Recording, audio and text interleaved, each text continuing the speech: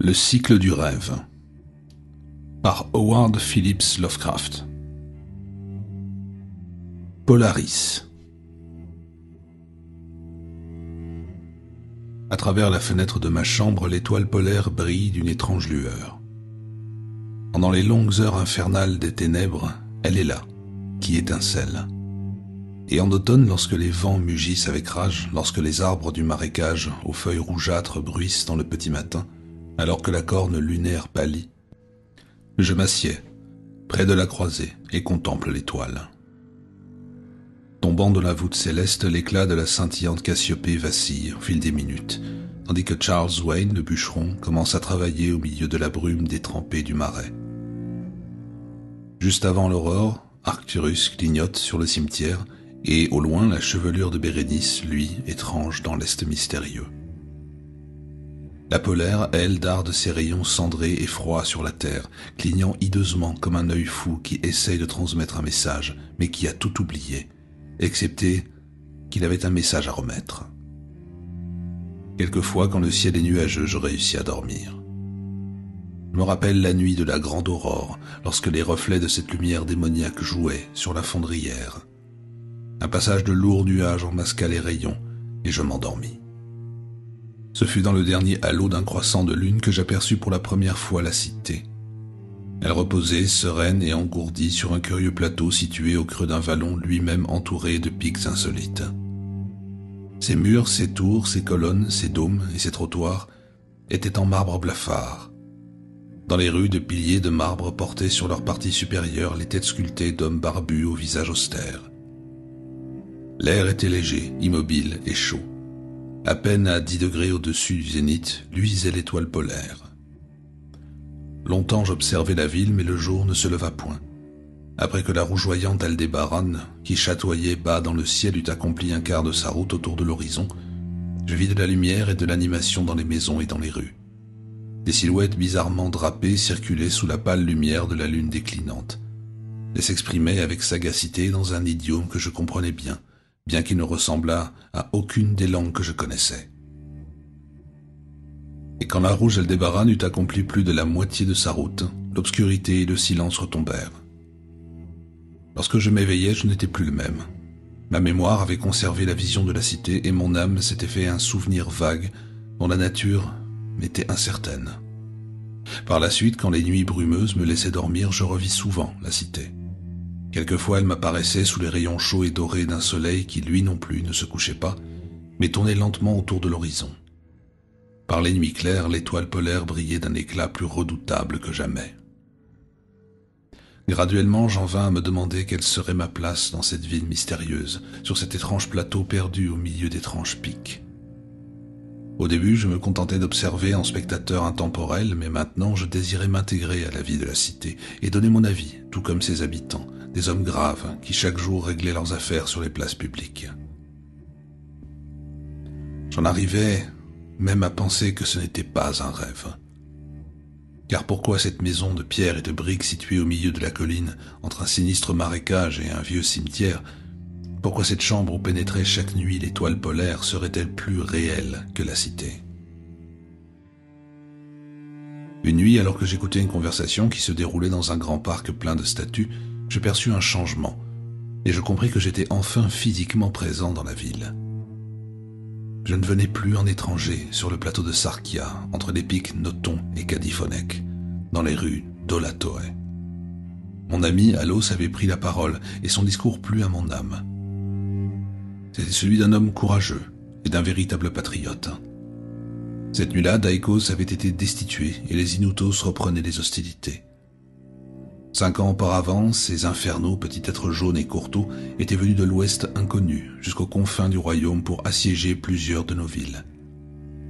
Ils étaient au pied des montagnes, occupant déjà la place fortifiée qui défendait l'accès du plateau. À moins que chacun d'entre nous n'opposât aux envahisseurs la résistance de 10 hommes, nous étions perdus. Ces êtres trapus étaient passés maîtres dans l'art de la guerre. Ils n'avaient pas les mêmes scrupules que nos grands hommes aux yeux gris de Lomar à l'égard des conquêtes brutales. Alors mon ami commandait toutes les forces du plateau, et c'est sur lui que reposait le dernier espoir de tout notre pays.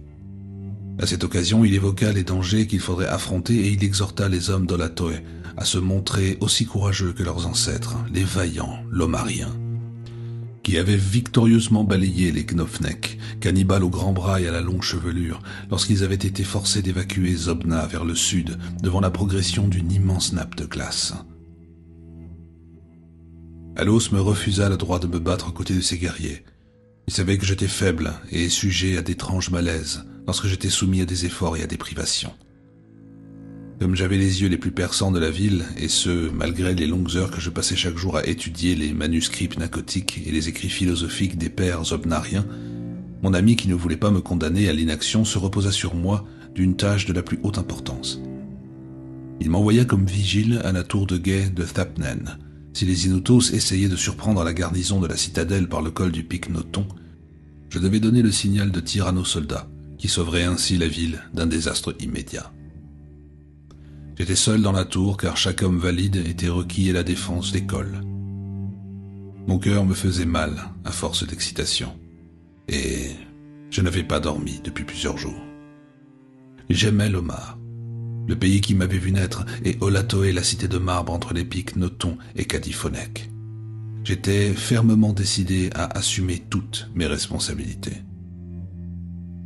Mais tandis que je me tenais à l'affût dans la pièce située au sommet de la tour, j'aperçus la corne lunaire avant son ultime déclin, rouge et sinistre, clignotant à travers les vapeurs qui stagnaient au-dessus de la lointaine vallée de Banov. Par une ouverture du toit, la pâle et scintillante étoile polaire se mit à frémir comme si elle était vivante, et à me provoquer comme un démon tentateur. Il me semblait qu'elle me murmurait de mauvais conseils, m'enjoignant de m'enfoncer dans une somnolence traîtresse, à l'aide de cette litanie au rythme diabolique. Endors-toi, guetteur, jusqu'à ce que les astres aient tourné pendant 26 000 ans. Alors je reviendrai à l'endroit où je brûle à présent. D'autres étoiles se lèveront alors dans l'axe du ciel, des étoiles qui apaisent et des étoiles qui bénissent, avec une douce miséricorde. C'est seulement lorsque j'aurai terminé mon périple que le passé viendra frapper à ta porte. Je luttais contre cette incoercible envie de dormir, essayant en vain de retrouver dans mes lectures des manuscrits pnacotiques sur la science céleste un sens à ces étranges paroles. Ma tête lourde et oscillante tomba sur ma poitrine et quand j'ouvris à nouveau les yeux, j'étais dans un rêve. Par-dessus les arbres horribles et oscillants d'un marécage de cauchemars, l'étoile polaire à travers la fenêtre me fixait avec un effrayant rictus. Et ce rêve est sans fin. Parfois je hurle frénétiquement de honte et de désespoir, suppliant les créatures des rêves qui m'entourent de me réveiller avant que les Inutos ne franchissent le col de Noton pour prendre la citadelle par surprise. Mais ces créatures sont des démons. Elles me disent que je ne rêve pas, elles se moquent de moi. Elles me tournent en dérision pendant mon sommeil tandis que l'ennemi jaunâtre et trapu s'infiltre silencieusement dans nos lignes. J'ai failli à mon devoir et j'ai livré la cité de marbre d'Olatoe. J'ai trahi Alos, mon ami, mon chef. Et ces ombres continuent à se gausser de moi. Elles m'affirment que le pays de Lomar n'existe nulle part ailleurs que dans mon imagination ténébreuse, que dans ces contrées où l'étoile polaire brille haut dans le ciel et où la rouge Aldébaran se déplace bas sur l'horizon. Il n'y a jamais eu que la glace et la neige depuis des millénaires, et aucun homme, si ce n'est les créatures jaunes et rabougries flétries par le froid, qu'on appelle Esquimaux. Et pendant que je me tords dans les affres de la culpabilité, essayant convulsivement de sauver la cité pour laquelle le péril augmente de minute en minute, luttant sans espoir pour me débarrasser du rêve de la maison de pierre et de briques dressée sur la colline, entre un sinistre marécage et un cimetière, l'étoile polaire diabolique et monstrueuse darde de la voûte ténébreuse, ses rayons cendrés et froids, clignant hideusement comme un œil fou qui essaye de transmettre un message, mais qui a tout oublié, excepté qu'il avait un message à transmettre.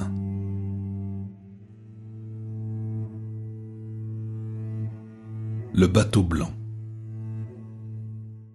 Je suis Basil Elton, le gardien du phare de North Point, que mon père et mon grand-père ont gardé avant moi. C'est un phare gris s'élevant assez loin du rivage sur des rochers gluants qui se découvrent seulement à marée basse. Pendant un siècle, les nefs majestueuses des sept mers ont fièrement passé devant lui. À l'époque de mon grand-père, elles étaient fort nombreuses, mais du temps de mon père, elles l'étaient déjà beaucoup moins. À présent, elles sont si rares que je me sens parfois étrangement seul, comme si j'étais le dernier homme de la planète. Ces anciens navires aux voiles blanches arrivaient de côtes lointaines où brille le chaud soleil et où de douces odeurs flottent sur d'étranges jardins et des temples colorés. Les vieux capitaines venaient souvent voir mon grand-père pour lui parler de ces choses qu'il raconta à mon père et que mon père me racontait pendant de longues soirées d'automne quand le vent venu de l'est hurlait férocement. Et sur ces choses et sur beaucoup d'autres, j'ai lu des livres que les hommes m'ont donnés quand j'étais jeune et plein de curiosité. Mais il y a bien plus magnifique encore que la science des hommes âgés et celle des livres. C'est la science secrète de l'océan. Bleu, vert, gris, blanc ou noir, calme, agité ou moutonneux. L'océan n'est jamais silencieux. Depuis toujours je l'observe, je l'écoute et je le connais bien. Au début, il me racontait seulement des histoires simples, des plages calmes et des ports voisins, mais avec les années, il devint plus amical et parla d'autres sujets. De sujets plus étranges et plus lointains dans l'espace et le temps. Parfois, au crépuscule, les vapeurs grises de l'horizon se sont entr'ouvertes pour me faire découvrir ce qui se trouvait au-delà du monde réel. Et parfois, la nuit, les eaux profondes de la mer sont devenues claires et phosphorescentes pour me permettre d'apercevoir ce qu'il y avait dans leur profondeur. Et ces choses que j'ai regardées fréquemment m'ont donné la vision de ce qui a été et de ce qui sera, car l'océan est plus ancien que les montagnes et chargé de souvenirs et de rêves du temps. C'est du sud que le bateau blanc avait coutume de venir quand la lune était pleine et haute dans le ciel. C'est du sud qu'il arrivait glissant doucement et silencieusement sur la mer. Et que la mer fût agitée ou calme, que le vent fût favorable ou hostile, il voguait toujours aussi régulièrement, toutes voiles déployées, ces longues rangées d'avirons souquant l'eau au même rythme. Une nuit, j'aperçus sur le pont un homme barbu et vêtu d'une longue tunique qui semblait me faire signe d'embarquer pour des rivages lointains et inconnus. Je le revis souvent ensuite, à la pleine lune, et il me faisait toujours signe. La nuit où je répondis à l'appel, la lune brillait très vivement. Je traversais les flots jusqu'au bateau grâce à un pont formé de rayons lunaires. L'homme qui m'avait fait signe me souhaita la bienvenue dans une langue mélodieuse qui me semblait parfaitement connaître. Les heures qui suivirent furent remplies des chants des rameurs. Nous naviguions vers le sud mystérieux, guidés par la lueur dorée de la lune pleine et moelleuse. Et quand un jour se leva, j'aperçus le vert rivage de contrées éloignées, claires et belles, qui m'étaient inconnues. Les terrasses majestueuses parsemées d'arbres laissaient voir çà et là des toits blancs et brillants, et les colonnades de temples étranges qui s'élevaient au-dessus de la mer. Tandis que nous nous approchions de la rive verte, l'homme à la barbe me parla de cette contrée, le pays de Zar, où se trouvent réunis tous les rêves et toutes les pensées de beauté que les hommes ont une fois, puis oublient. Et quand je scrutais de nouveau les terrasses, je m'aperçus qu'il avait dit vrai, car parmi les spectacles qui s'offraient à moi, il y en avait beaucoup que j'avais déjà vus à travers les brumes, au-delà de l'horizon, et dans les profondeurs phosphorescentes de l'océan. Il y avait aussi des formes et des fantaisies plus splendides que tout ce que j'avais vu auparavant. Des visions de jeunes poètes qui étaient morts avant que le monde pût apprendre ce qu'ils avaient vu et ce dont ils avaient rêvé. Mais nous n'abordâmes pas aux prairies vallonnées de Zar. Il est dit que celui qui y pose le pied ne retourne jamais plus dans son pays natal. Tandis que le bateau blanc s'éloignait sans bruit des terrasses et des temples de Zar, nous aperçûmes au loin à l'horizon les tours d'une grande cité. L'homme à la barbe me dit « C'est Talarion, la cité des 1000 merveilles. C'est là que se trouvent tous les mystères que l'homme a vainement essayé de percer. » Quand nous fûmes plus proches, je vis que cette cité était plus grande que toutes celles que j'avais rêvées auparavant. Les tours de ces temples pénétraient le ciel et l'on ne pouvait apercevoir leur sommet. Loin derrière l'horizon s'étendaient de sévères murs gris par-dessus lesquels on ne pouvait apercevoir que quelques toits étranges et inquiétants, mais décorés de riches frises et de belles sculptures. Je mourais du désir d'entrer dans cette cité, à la fois fascinante et repoussante, et suppliais l'homme à la barbe de me débarquer sur la jetée près de l'énorme porte sculptée, à Cariel.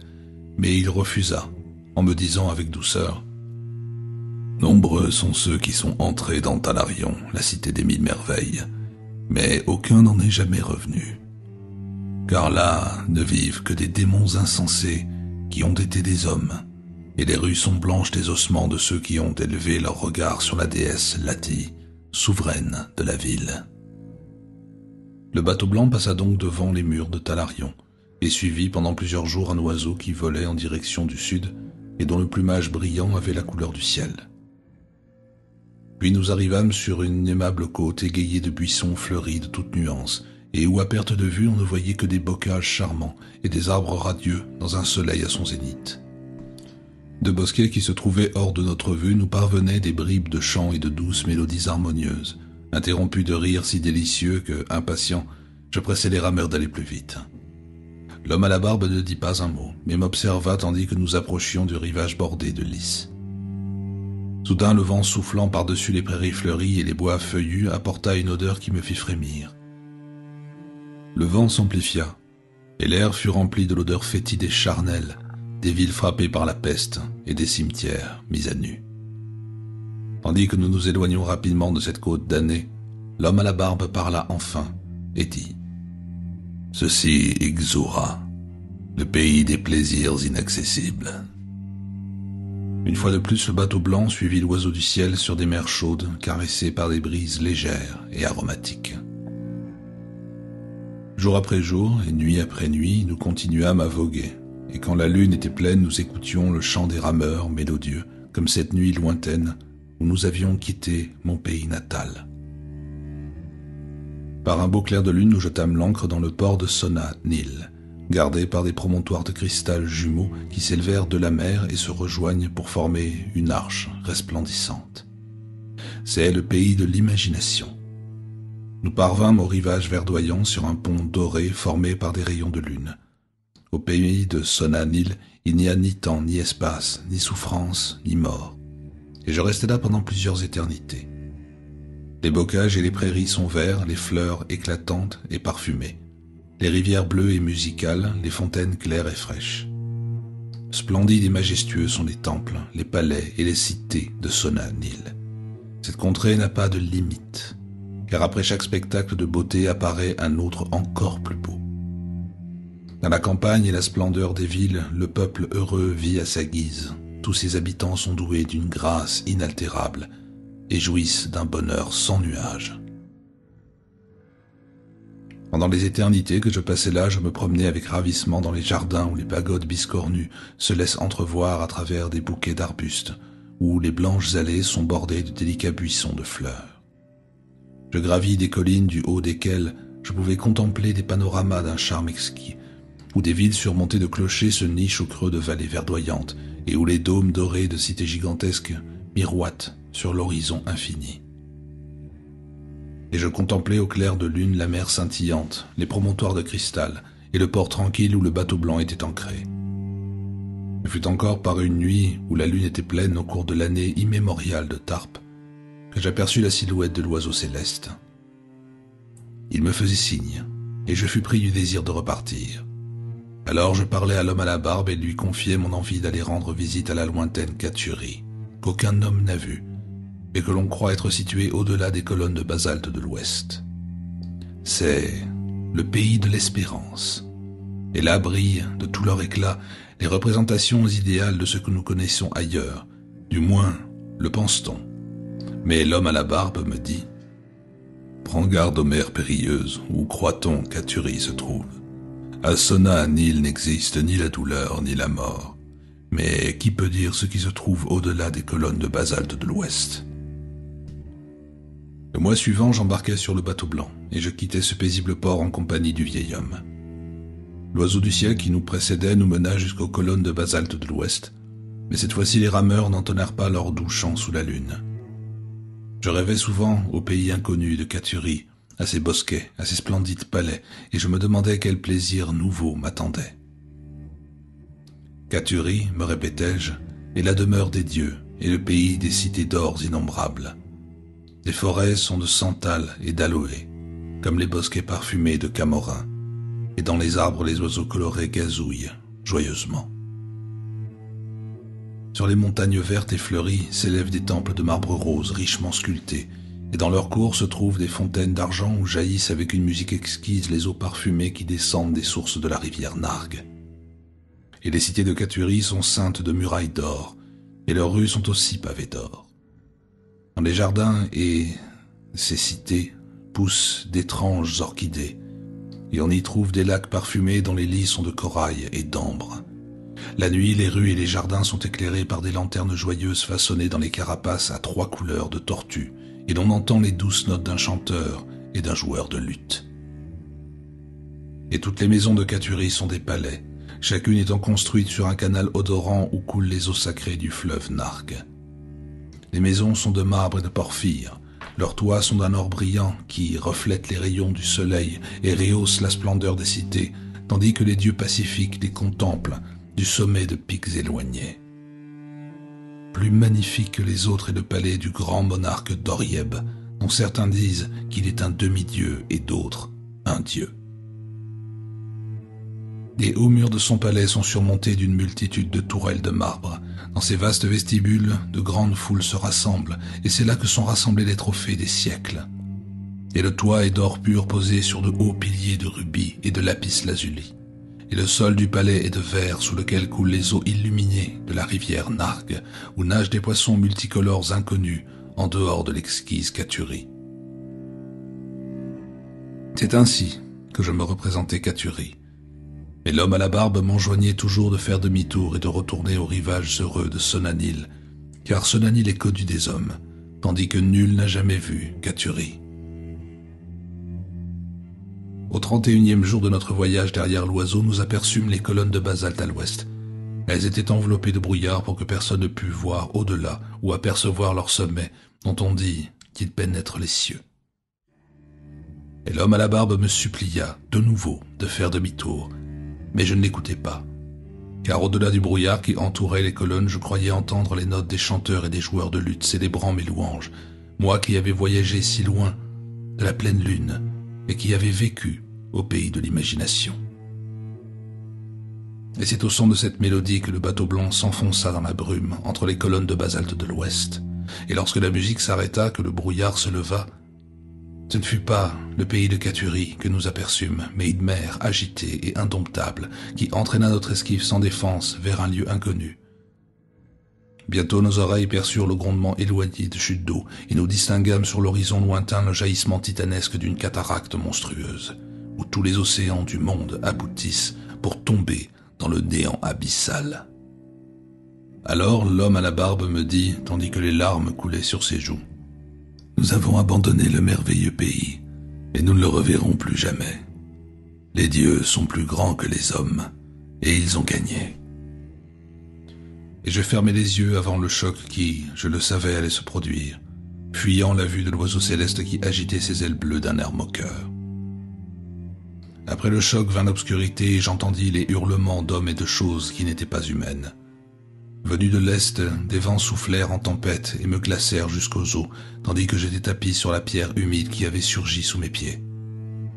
Puis entendant un autre choc, j'ouvris les yeux et je me retrouvai sur le socle du phare, d'où j'étais parti il y avait des éternités. Dans l'obscurité qui s'étendait sous moi, on pouvait distinguer les contours imprécis d'un grand vaisseau qui s'écrasait sur les rochers cruels. Et quand je regardai au-delà, je vis que pour la première fois, depuis que mon grand-père avait assumé ses fonctions, la lumière s'était éteinte. Et plus tard dans la nuit, quand j'entrai dans la tour, je vis sur le mur un calendrier qui était resté exactement comme je l'avais laissé le jour où j'étais parti. À l'aube, je descendis de la tour et je cherchai des traces du naufrage sur les rochers, mais tout ce que je trouvai, ce fut un étrange oiseau mort, dont la couleur était aussi bleue que le ciel, et une rame brisée d'une blancheur plus éclatante que l'écume des vagues ou la neige des sommets.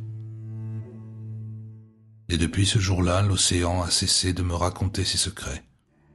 Et si, depuis, la lune a brillé maintes fois, haute et pleine au firmament, le bateau blanc venu du sud n'est plus jamais revenu.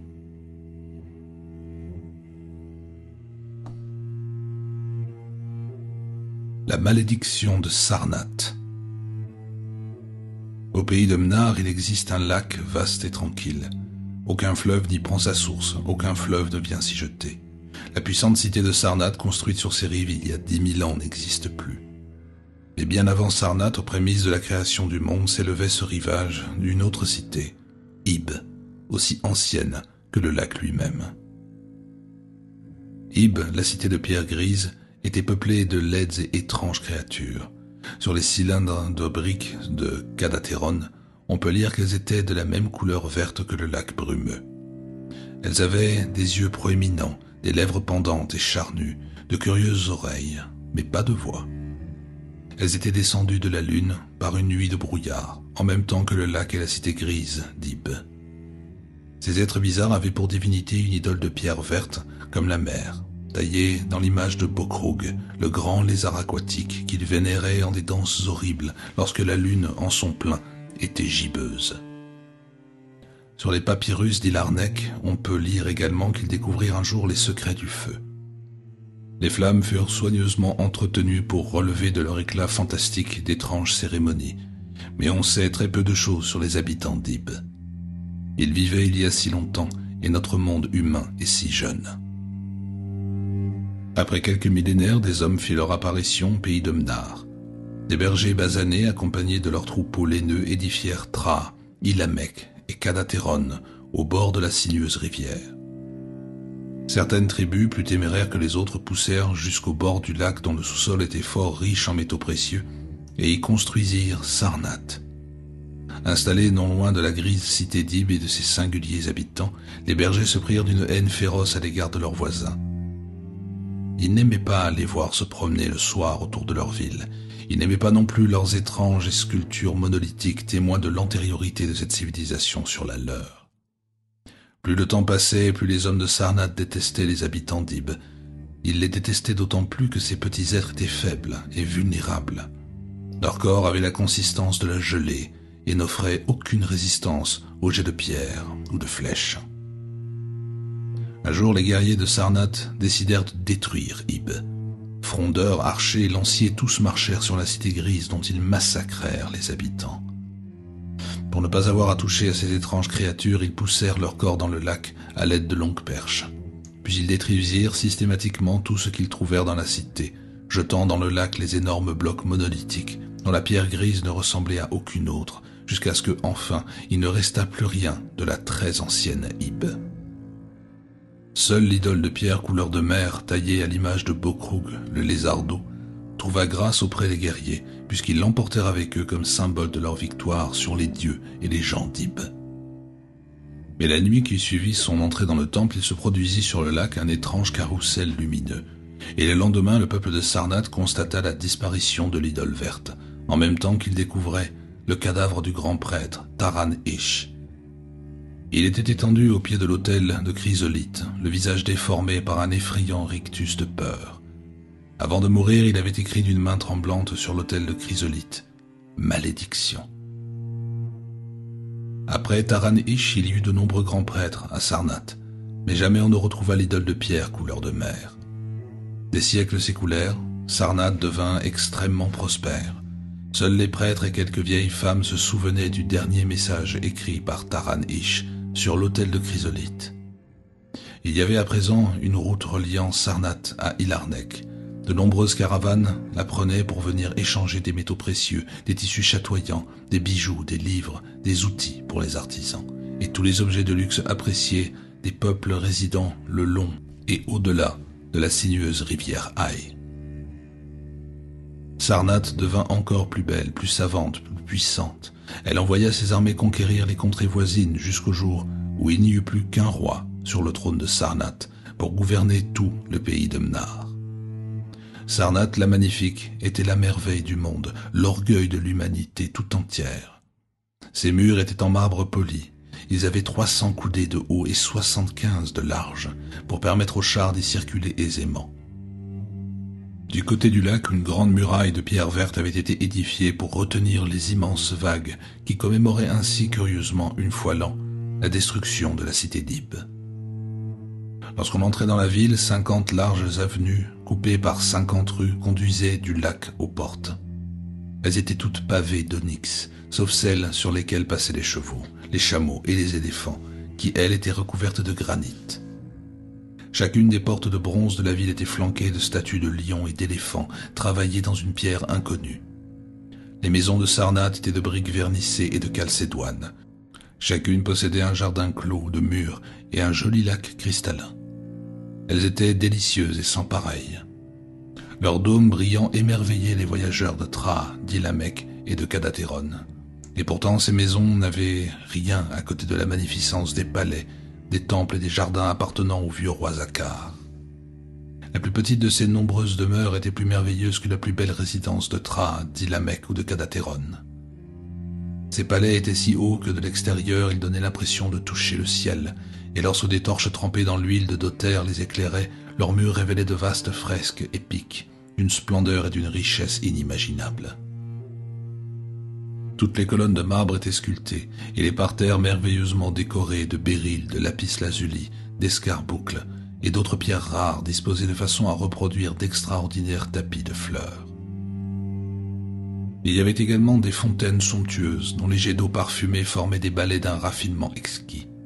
Quant au trône royal, il reposait sur plusieurs marches au-dessus du sol brillant. Il était tout en ivoire d'une seule pièce. Plus personne n'aurait su dire d'où avait pu venir cet énorme bloc, mais il avait existé puisque le trône en témoignait. Il y avait aussi de très nombreuses galeries et de cirques gigantesques où les lions, les éléphants et les hommes s'affrontaient pour le plaisir des rois.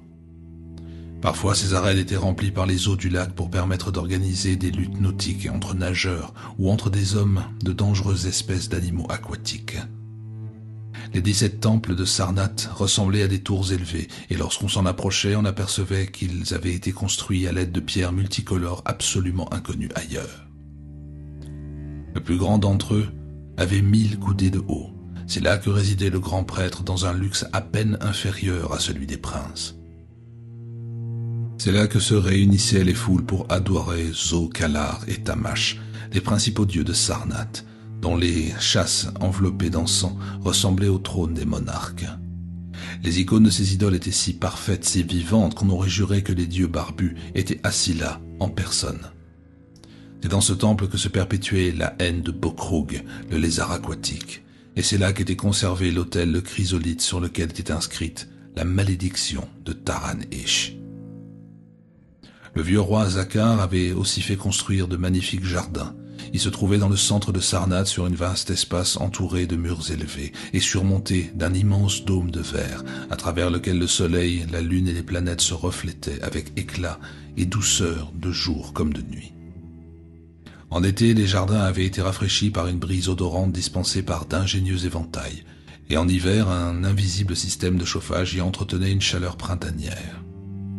Une multitude de ponts enjambaient de petits cours d'eau coulant sur les cailloux colorés. Séparés par de grandes pelouses, les petits ruisseaux qui traversaient des jardins aux couleurs extrêmement variées tombaient en cascade dans des mares fleuries de nénuphars. Des cygnes blancs y nageaient paisiblement, bercés par la mélodie des chants d'oiseaux rares qui se confondaient avec celle des eaux. Les rivages verdoyants s'étalaient en terrasses ornées, çà et là de ceps de vigne, d'arbres en fleurs et de bancs de marbre de porphyre.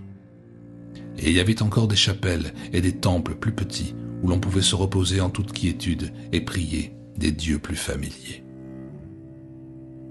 Chaque année, Sarnath commémorait la destruction d'Ib. C'était l'occasion de chanter, boire et danser.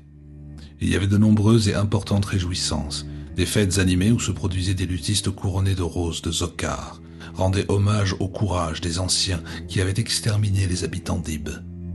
Les rois, pour maudire les ossements des morts, se penchaient sur le lac qui les renfermait.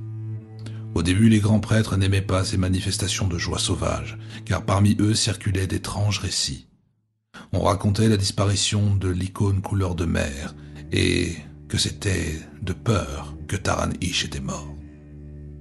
Du haut de leur tour, disaient-ils, ils apercevaient parfois des lueurs sous les eaux du lac, mais les années passèrent sans que rien de notoire se produisît. Les prêtres en vinrent à rire de cette histoire et à se joindre enfin aux orgies des festoyeurs. En vérité, n'avaient-ils point, du haut de leur tour, accompli eux-mêmes le rite ancien et secret de haine contre Bokrug? Sarnath vécut 1 millier d'années dans la richesse et le plaisir. La 1000e célébration de la destruction d'Ib dépassa en magnificence tout ce que l'imagination pouvait concevoir. On avait préparé des festivités 10 ans durant au pays de Mnar, À cette occasion, des hommes de Thra, d'Ilarnec et de Kadateron accoururent. La veille du grand jour, les princes et les voyageurs avaient planté tentes et pavillons devant les murs de marbre. Dans la salle de banquet, Nargis-Ey, le roi, ivre du vin vieux des caves de Pnot, ville conquise, festoyait, entouré de ses nobles. À sa table, on dégustait des mets succulents, pans des lointaines collines d'Inplan, talons de chameau au désert de Bnazi, noix, épices de bocage cidatrien, perles de mtal, battues par les vagues et dissoutes dans le vinaigre de Thra. Des cuisiniers chevronnés avaient préparé 100 sauces diverses. Mais les plats préférés des convives étaient les grands poissons du lac, servis sur des plats d'or incrustés de rubis et de diamants. Pendant ce temps, d'autres fêtaient ailleurs ce millénaire. Dans la tour du grand temple, les prêtres goûtaient eux aussi au plaisir du festin, et sous leur pavillon, au-delà des enceintes, les princes étrangers avaient organisé leurs réjouissances.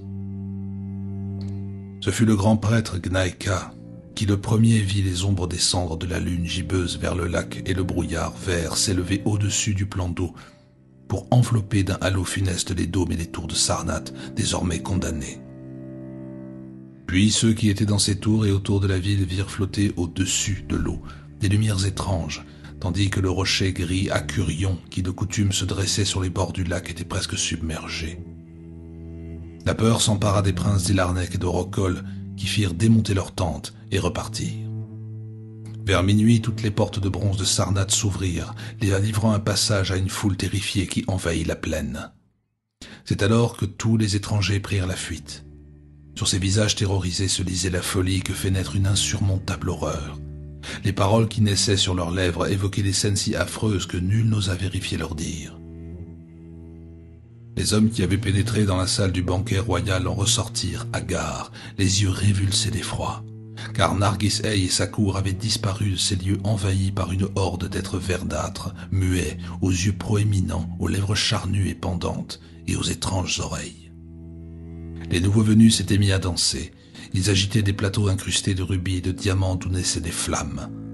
Les princes et les voyageurs qui fuyaient la cité chevauchant leurs chevaux, leurs chameaux, leurs éléphants, se retournèrent une dernière fois vers le lac brumeux et virent Accurion, le rocher gris, submergé. Ceux qui s'étaient sauvés de ces lieux d'épouvante racontèrent à tous leur histoire. Les caravanes évitèrent Sarnath et n'y vinrent plus acquérir ces métaux précieux. Il se passa longtemps avant que des voyageurs y revinssent. Ceux-ci n'étaient plus point des hommes de Mnar, mais de courageux jeunes gens blonds aux yeux bleus. Sur le chemin de Sarnath, ces aventuriers trouvèrent le grand lac tranquille et le rocher gris qui le surplombe. Mais ils ne virent pas la merveille du monde et la fierté de l'humanité. Là où jadis se dressaient des murailles de 300 coudées et des tours encore plus hautes, s'étendait à présent un rivage marécageux. Là où 50 millions d'hommes avaient vécu, rampait désormais le lézard aquatique abhorré, jusqu'aux mines de métaux précieux qui avaient disparu. Oui, la malédiction s'était abattue sur Sarnath. Mais enfouie parmi les joncs, on trouva une curieuse idole, verte, en pierre, une très ancienne sculpture recouverte d'algues marines représentant Bokrog, le grand lézard aquatique. Transportée dans le plus haut temple d'Illamec, elle est depuis adorée les soirs d'une lune gibbeuse dans toutes les cités de Mnar. L'arbre. Il y a sur une pente verdoyante du mont Ménal en Arcadie une oliveraie dans laquelle se trouve une villa. Toute proche se dresse un mausolée jadis décoré de merveilleuses sculptures, mais qui comme le reste est aujourd'hui en ruine. Au pied de la tombe, ses curieuses racines brisant par endroits le bloc de marbre fantélique, s'élève un olivier d'une taille surnaturelle et d'une forme singulière. Il ressemble au corps d'un être humain figé dans son éternel sommeil.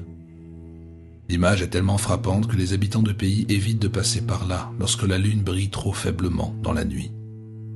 Le mont Ménal est connu comme étant l'un des lieux de prédilection du redoutable Pan et de ses nombreux compagnons. Les bergers, hommes simples, sont tous persuadés que cet arbre a quelque lien de parenté avec les sinistres adorateurs de Pan. Pourtant, un vieil apiculteur vivant non loin de la maison délabrée m'a conté, lui, une histoire bien différente. Il y a quelques décennies, la villa de la colline était neuve et dans toute sa splendeur. 2 sculpteurs, Kalos et Musidis, y avaient élu domicile. De la Lydie jusqu'à Naples, la perfection de leur art était célèbre, et personne n'aurait su dire lequel des deux surpassait l'autre.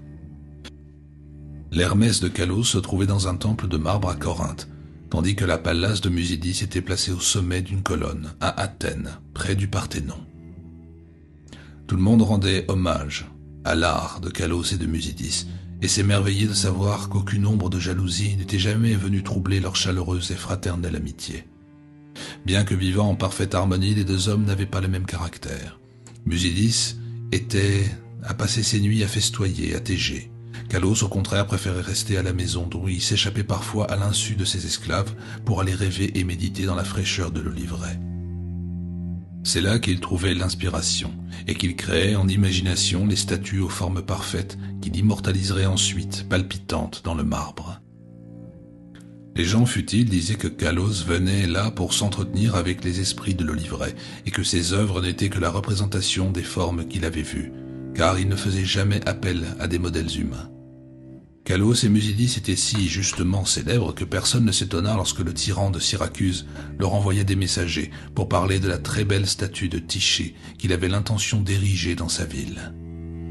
L'œuvre devait être de grande taille et aussi proche que possible de la perfection, car il faudrait qu'elle soit l'une des merveilles du monde, le but du voyageur.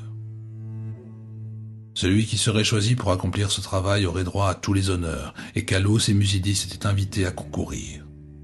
Comme leur affectueuse amitié était bien connue, le puissant tyran insista pour qu'ils s'aident et se conseillent mutuellement, au lieu de travailler seuls.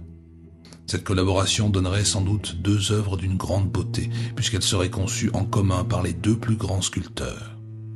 Les deux hommes acceptèrent cette proposition avec joie. Dans les jours qui suivirent, les esclaves entendirent d'incessants coups de ciseaux.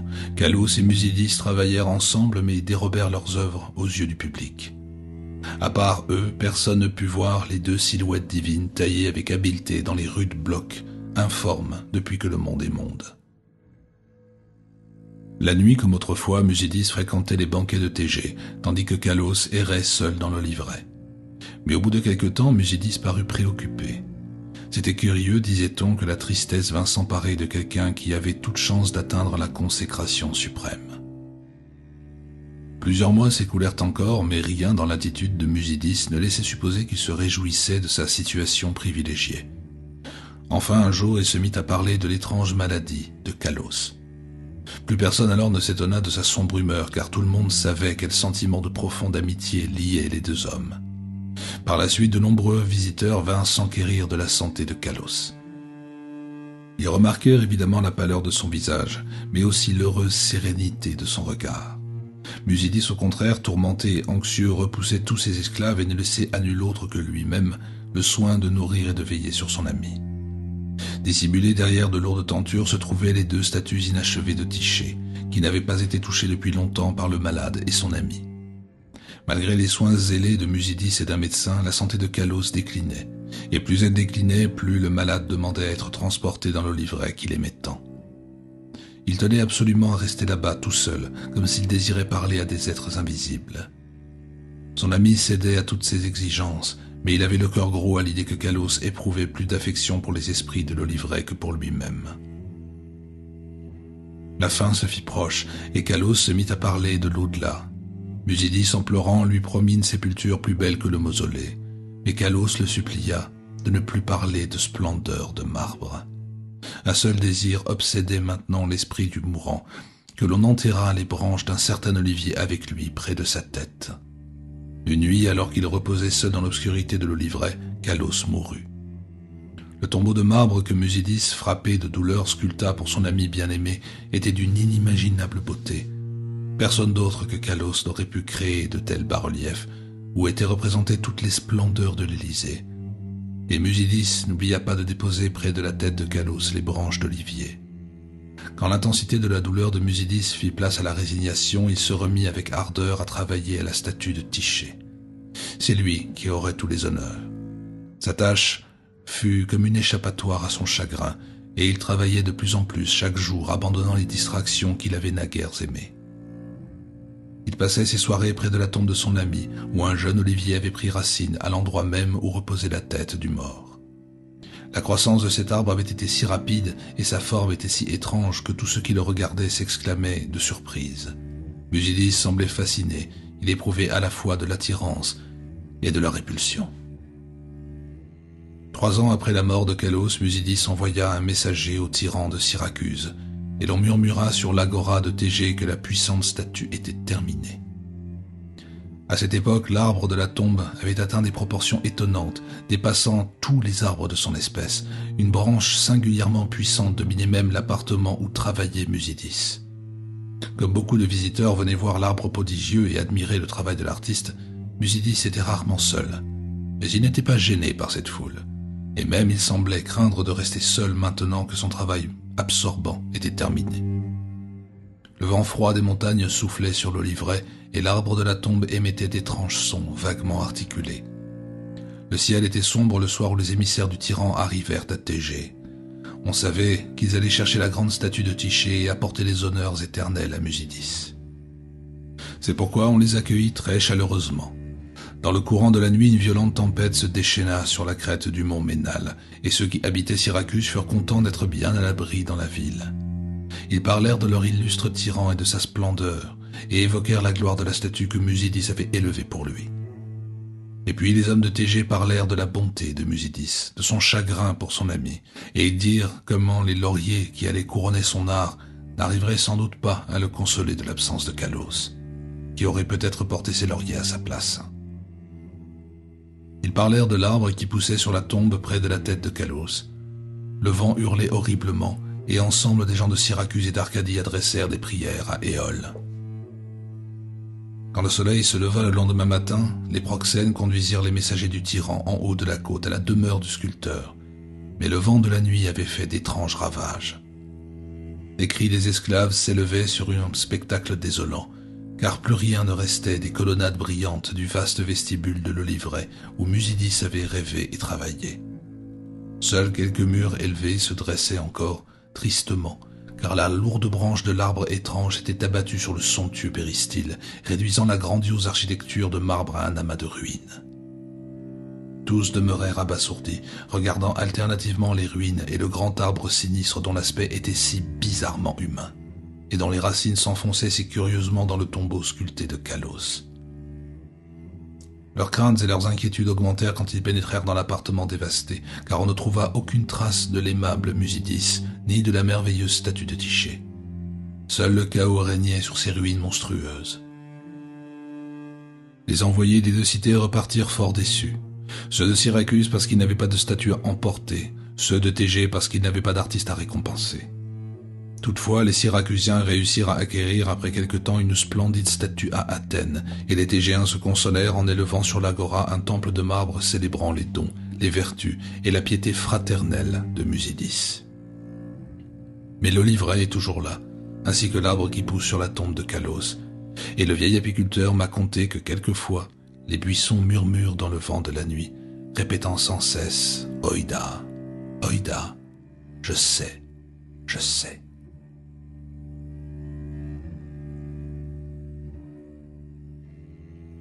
Les chats d'Ultar. On raconte que dans Ultar, de l'autre côté de la rivière Sky, aucun homme n'a droit de tuer un chat.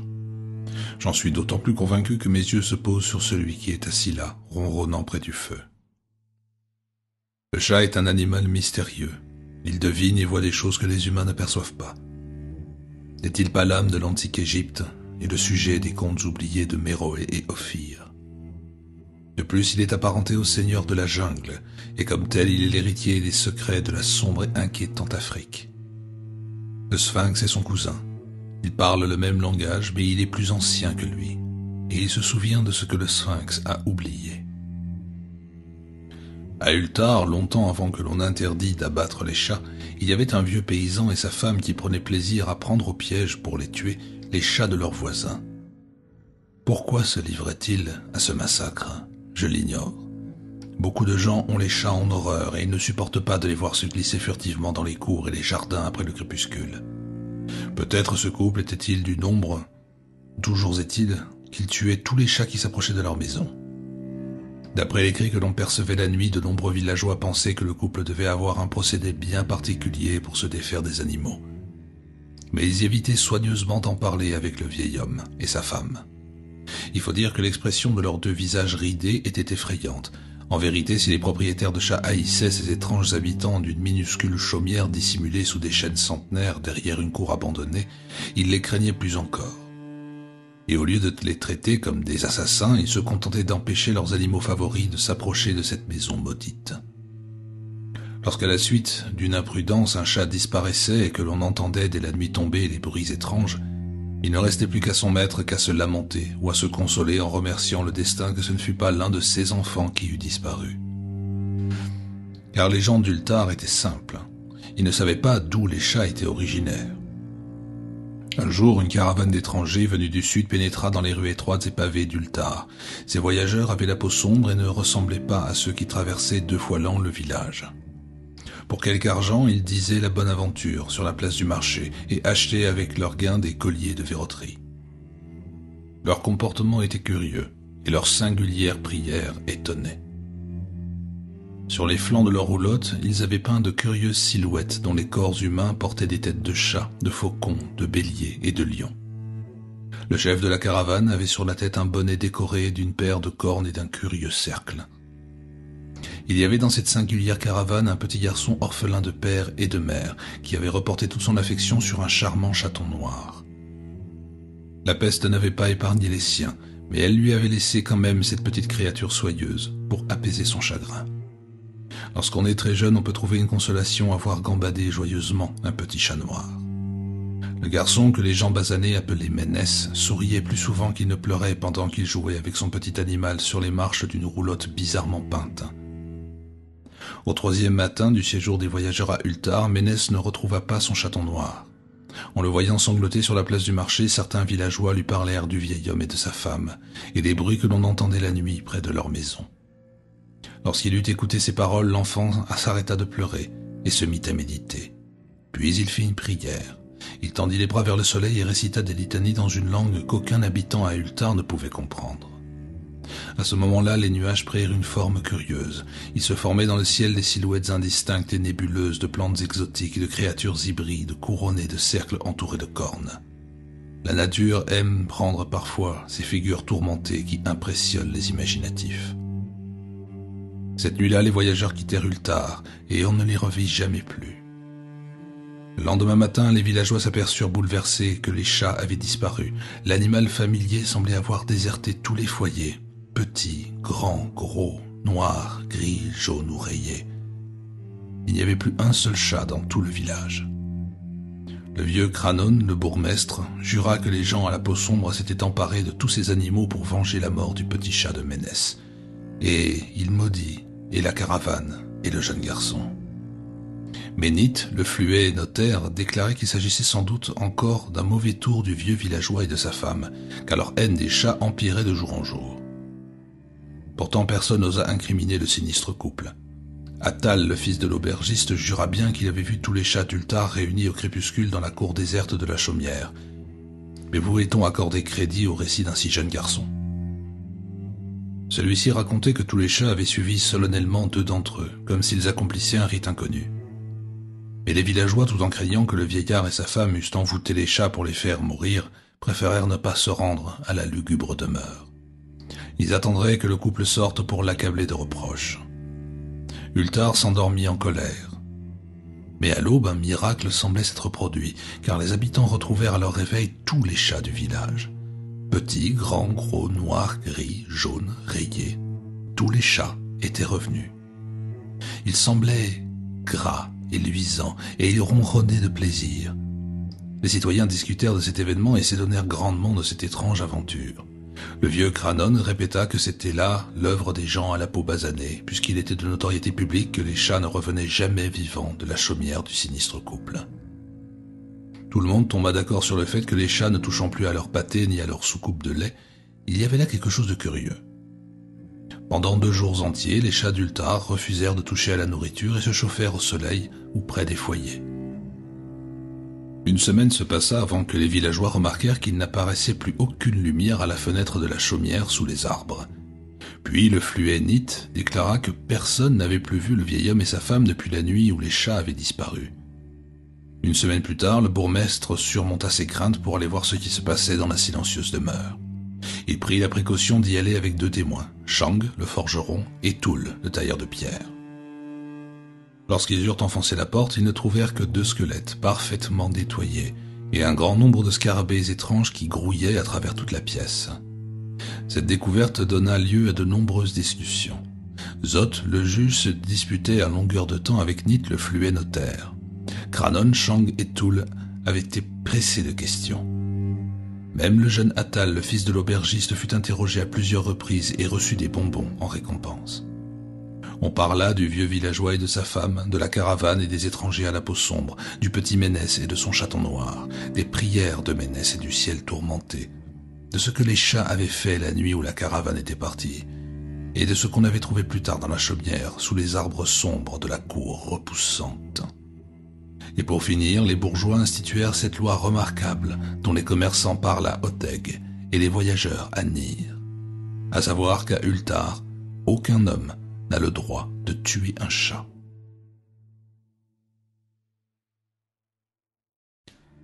Les autres dieux.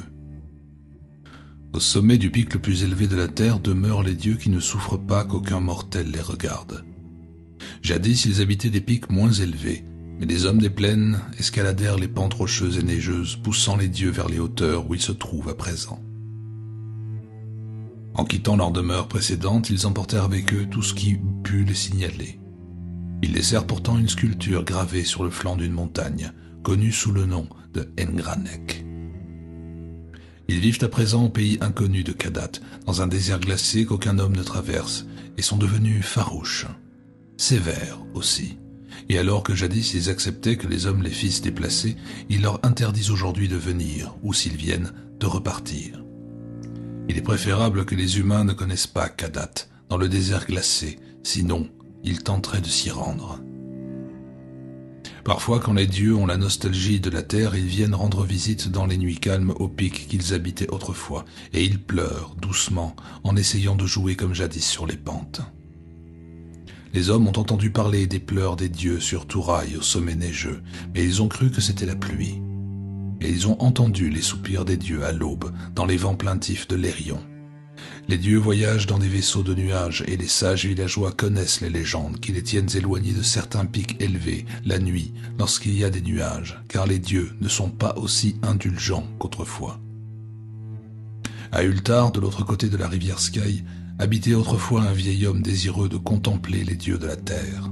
Un homme très érudit qui connaissait les 7 livres cryptiques de la terre, un familier des manuscrits de la ville éloignée et pétrifiée de Lomar. Son nom, Barzaï, le sage. Les villageois racontent comment, la nuit d'une éclipse bizarre, il escalada la montagne. Il savait tant de choses sur les dieux et sur leurs allées et venues, il devinait tellement leurs secrets qu'on pensait qu'il était lui-même un demi-dieu. Ce fut lui qui conseilla aux bourgeois d'Ultar de passer leur loi contre le meurtre des chats et qui révéla au jeune prêtre Atal où se rendent les chats morts à minuit, la nuit de la Saint-Jean. Barzaï était instruit dans la science des dieux de la terre et était possédé du désir de voir leur visage. Il pensait que sa grande connaissance des dieux le protégerait de leur colère. Aussi décida-t-il de monter au sommet de Atheg-Kla, élevé et rocheux, une nuit où il était sûr que les dieux y seraient. Le Atheg-Kla se trouve dans le désert rocailleux au-delà de Atheg, dont il porte le nom, et s'élève comme une statue de pierre au fond d'un temple silencieux. Il y a toujours du brouillard autour de son sommet car les brumes sont les souvenirs des dieux, et les dieux aimaient bien Atheg à l'époque. Souvent, les dieux de la terre rendent visite au Atheg dans leurs vaisseaux de nuages, répandant de pâles vapeurs sur les pentes tandis qu'ils dansent parmi les souvenirs sur le sommet, quand la lune est claire. Les villageois de Atheg prétendent qu'il est imprudent d'escalader le Atheg en temps normal et que c'est un danger de mort que de l'escalader la nuit quand les pâles vapeurs dérobent le sommet à la lumière de la lune. Mais Barzaï ne les écouta pas, et quand il arriva d'Ultar en compagnie du jeune prêtre Atal, qui était son disciple. Atal n'était qu'un fils d'aubergiste, et il avait quelquefois peur. Mais le père de Barzaï, lui, avait été un seigneur dans un château ancien, c'est pourquoi Barzaï n'avait pas de superstition aussi ordinaire. Il se moquait des villageois craintifs. Les deux hommes quittèrent la ville et s'enfoncèrent dans le désert de pierre malgré les lamentations des paysans. La nuit, près de leur feu de camp, ils parlaient des dieux. Ils voyagèrent ainsi pendant plusieurs jours et firent de loin le mont majestueux avec son auréole de brume. Le 13e jour, ils parvinrent au pied de la campagne et Attal fit état de ses craintes. Mais Barzaï était vieux et savant, il n'avait pas peur. Audacieusement, il ouvrit la route en escaladant la pente qu'aucun homme n'avait foulée depuis l'époque de Sun Tzu, à qui il est fait allusion avec terreur dans les manuscrits pnacotiques. Le chemin était rocheux et rendu dangereux par des crevasses, des rocs et des chutes de pierre. Puis le temps se fit froid et neigeux. Barzaï et Attal glissaient et tombaient souvent tandis qu'ils grimpaient avec leurs bâtons et leurs haches. Enfin, l'air se raréfia et le ciel changea de couleur. Les grimpeurs eurent de la difficulté à respirer. Mais ils continuèrent à progresser, émerveillés de l'étrangeté du paysage, excités à l'idée de ce qui arriverait au sommet quand la lune brillerait et que les pâles vapeurs se répandraient. Pendant 3 jours, ils continuèrent à grimper vers le toit du monde, puis ils campèrent pour attendre que la lune se couvrît de nuages. Pendant 4 nuits, il n'y eut aucun nuage, et la lune brilla froidement à travers les fines brumes qui entouraient le sommet silencieux. Puis la 5e nuit, qui était celle de la pleine lune, Barzaï vit des nuées épaisses arriver du nord et veilla avec Attal pour les voir s'approcher. Elles voguaient, épaisses et mystérieuses, sur un rythme délibérément lent. Elles se disposèrent autour du pic, bien au-dessous des veilleurs, dissimulant la lune et le sommet au regard. Les deux hommes fixèrent le spectacle, une longue heure durant, tandis que les vapeurs tourbillonnaient et que les écrans des nuages s'épaississaient.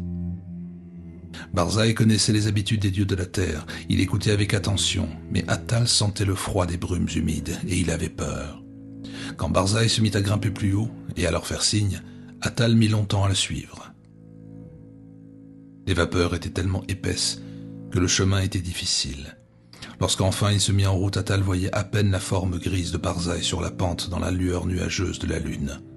Barzaï était fort en avant et semblait grimper beaucoup plus facilement qu'Attal malgré son âge.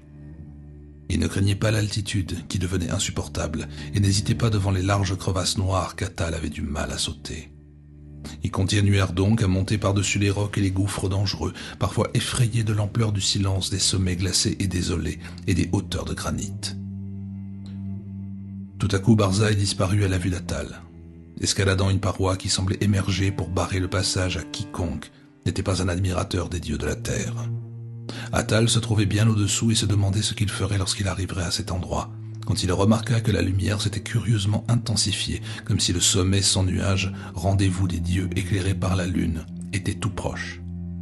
Et tandis qu'il grimpait vers la paroi proéminente et vers le ciel éclairé, une terreur immense s'empara de lui. C'est alors qu'à travers les brumes il entendit la voix de Barzaï, qui parlait avec ravissement. « J'ai entendu les dieux de la terre chanter sur le Hateg. Les voix des dieux de la terre sont à présent comme celles de Barzaï, le prophète.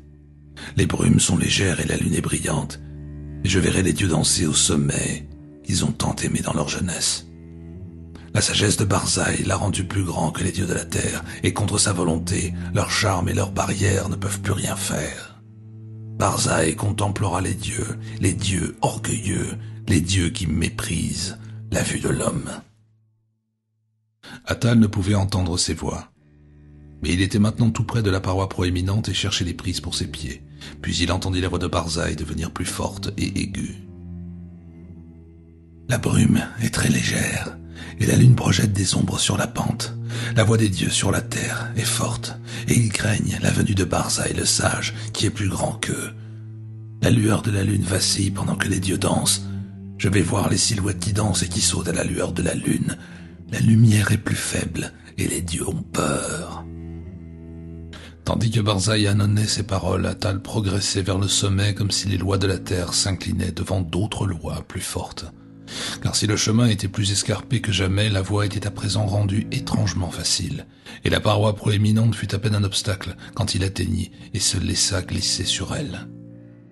La lueur de la lune avait diminué, et tandis qu'Attal continuait à monter à travers les brumes, il entendit son compagnon crier parmi les ombres. « La lune est sombre, et les dieux dansent en la nuit.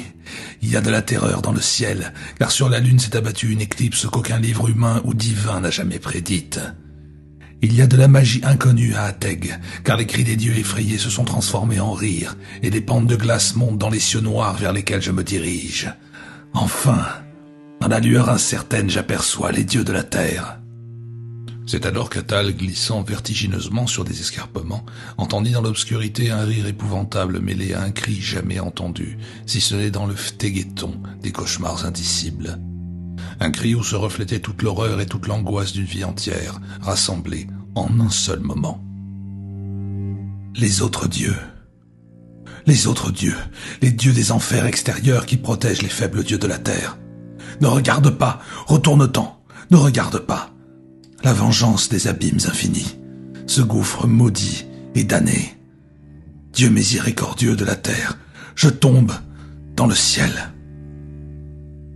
Et tandis qu'Atal fermait les yeux, se bouchait les oreilles et essayait de descendre pour échapper à l'attraction puissante des hauteurs inconnues, un orage terrible éclata sur le Ateg, qui réveilla les braves villageois des plaines et les bons bourgeois de Ateg, Nir et Ultar, et leur fit contempler à travers les nuages cette étrange éclipse de lune qu'aucun livre n'avait prévue. Quand la lune disparut enfin, Atal était en sécurité sur les glaciers inférieurs de la montagne, hors de la vue des dieux de la terre ou des autres dieux.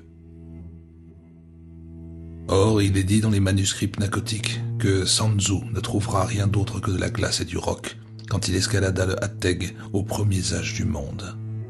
Pourtant, quand les hommes d'Ultar, de Nir et de Ateg surmontèrent leurs craintes et gravirent la montagne, à la recherche de Barzaï le sage, ils trouvèrent gravé dans la pierre du sommet un curieux symbole cyclopéen de 50 coudées de large, comme si la roche avait été travaillée par un ciseau titanesque. Et le symbole ressemblait à ce que les érudits ont vu dans les parties des manuscrits pnacotiques, trop anciennes pour être déchiffrées. On ne retrouva jamais Barzaï le sage, et jamais Atal le saint prêtre ne put prier pour le repos de son âme. Depuis, jusqu'à ce jour, les peuples d'Ultar, de Nir et de Ateg ont peur des éclipses, et prient la nuit quand de pâles vapeurs cachent le sommet de la montagne et la lune. Et au-dessus des brumes de Ateg, les dieux de la terre dansent parfois avec leurs souvenirs, car ils savent qu'ils sont en sécurité. Ils aiment venir de Kadat, l'inconnu, sur leurs vaisseaux de nuages, jouer comme dans l'ancien temps, lorsque la terre était jeune et que les hommes ne gravissaient pas les cimes inaccessibles. Céléfaïs. En rêve, Khuranes contempla la cité dans la vallée, la côte s'étendant derrière le pic neigeux qui domine la mer, et les galères aux couleurs gaies qui sortent du port pour aller vers les régions lointaines, où le ciel et la mer se rejoignent.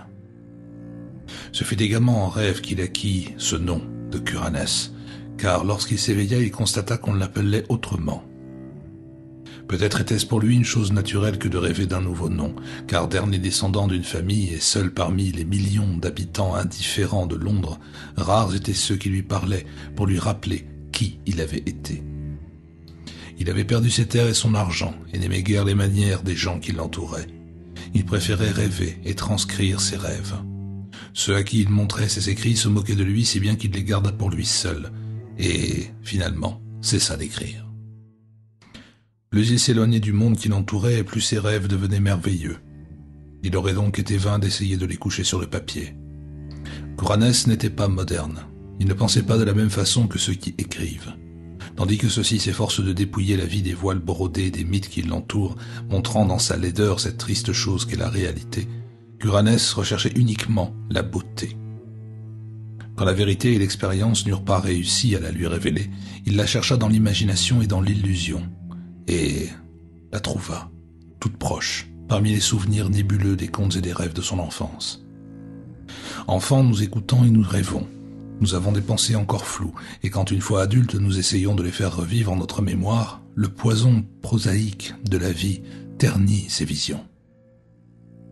Mais certains d'entre nous s'éveillent la nuit avec d'étranges fantasmes de collines et de jardins enchantés, de fontaines chantant dans le soleil, de falaises dorées qui surplombent des mers calmes, des plaines qui s'étendent jusqu'aux pieds de cités endormies et de légions de héros qui galopent sur des chevaux blancs caparaçonnés à l'orée de forêts épaisses.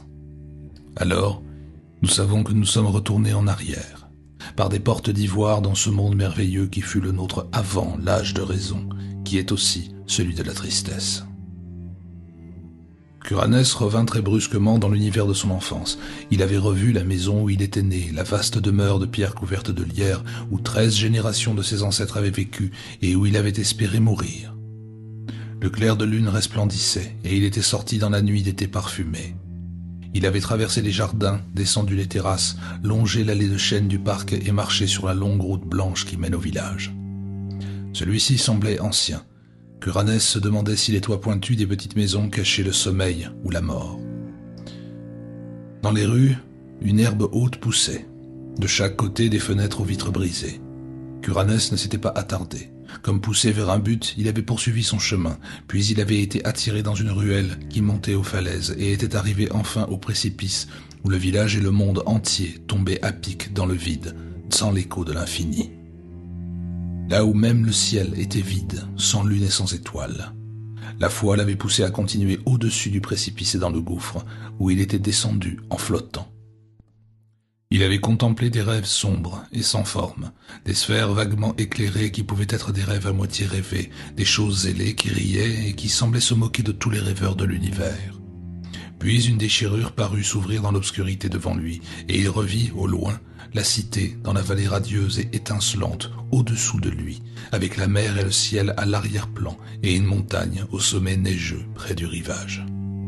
Curanès se réveilla à ce moment précis, mais il savait déjà que ce qu'il avait vu n'était autre chose que Séléfaïs, la vallée de l'Outnargaï, de l'autre côté des collines de Tanari, où son esprit était demeuré l'éternité d'une heure par un après-midi d'été.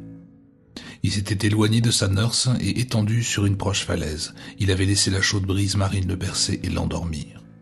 Il avait protesté quand on l'avait retrouvé, réveillé et reconduit à la maison, car au moment où on l'avait réveillé, il était sur le point de s'embarquer sur une galère dorée vers ces régions attirantes, où le ciel et la mer se rencontrent.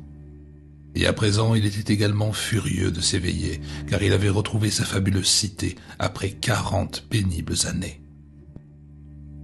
3 nuits plus tard, Curanès revint à Séléfaïs. Comme la fois précédente, il rêva d'abord du village endormi et mort, et de l'abîme sur lequel on doit flotter en silence. Puis la déchirure s'ouvrit de nouveau, et il aperçut les minarets scintillants de la cité. Il vit les gracieuses galères à l'ancre dans le port bleu, observa les arbres ginkgo sur le mont Aran, frémissant sous la brise marine. Mais cette fois, il ne fut pas arraché à cette vision, et comme s'il avait des ailes, il se posa doucement sur une colline herbeuse. Il était vraiment revenu dans la vallée des Outnargaï, dans la splendide cité de Séléfaïs. Au pied de la colline, parmi les herbes parfumées et les fleurs éclatantes, Curanès marcha. Il franchit le Naraxa torontueux sur un petit pont de bois où il avait gravé son nom bien des années auparavant, traversa les bosquets jusqu'au grand pont de pierre à l'entrée de la cité. Rien n'avait vieilli. Les murs de marbre n'étaient pas décolorés et les statues de bronze polies n'étaient pas ternies. Jusqu'aux sentinelles sur les remparts qui étaient les mêmes, aussi jeunes qu'auparavant. Quand il pénétra dans la cité, passa les portes de bronze et marcha sur les pavés d'onyx, les marchands et les chameliers le saluèrent comme s'il n'était jamais parti.